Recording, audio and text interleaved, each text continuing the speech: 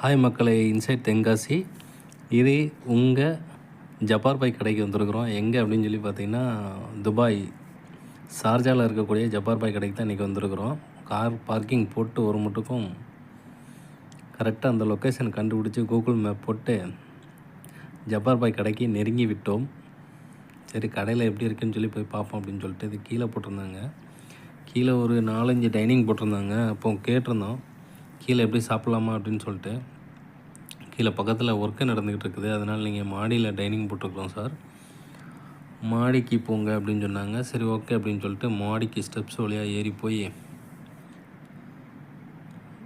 மாடிக்கு போனோடனே ஃபஸ்ட்டு ஜப்பார் பாய் ஃபோட்டோ தான் இருந்துச்சு. சரி ரைட்டு, நம்ம ஊருக்காரரு நான் தமிழ்நாட்டுக்காரரு ஃபோட்டோவை பார்த்துட்டு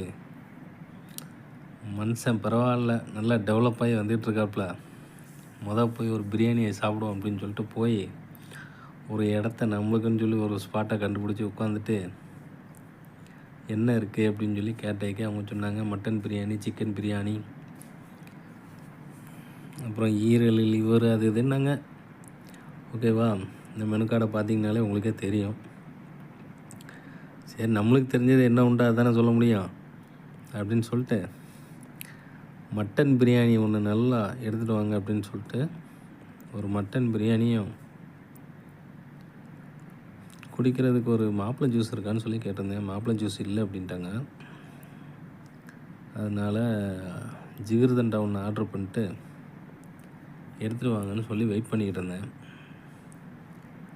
என்ன, தென்காசியிலேருந்து துபாய் வந்து பிரியாணி சாப்பிட்ணுன்னு இருக்குது நம்மளுக்கு இன்றைக்கி.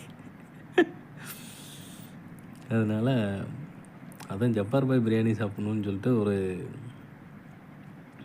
ஆசை, அதுக்காக வேண்டி தான் நம்ம இங்கே வந்திருக்கிறோம். பார்ப்போம் பிரியாணி எப்படி இருக்குதுன்னு சொல்லி டேஸ்ட் பண்ணி பார்ப்போம். ஓகேவா, பிரியாணி வந்துருச்சு. பிரியாணியை கொண்டு வந்து வச்சுருந்தாங்க. ஓகேவா, மட்டன் பிரியாணி.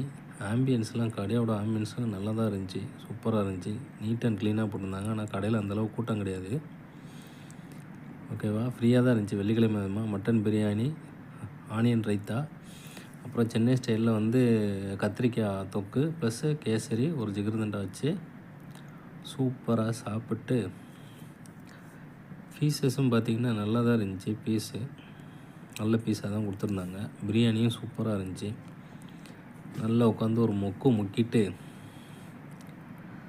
என்ன, அப்புறம் நேராக கீழே வந்து கடையோட இந்த பில் ரேட்டு இதெல்லாம் பார்த்துட்டு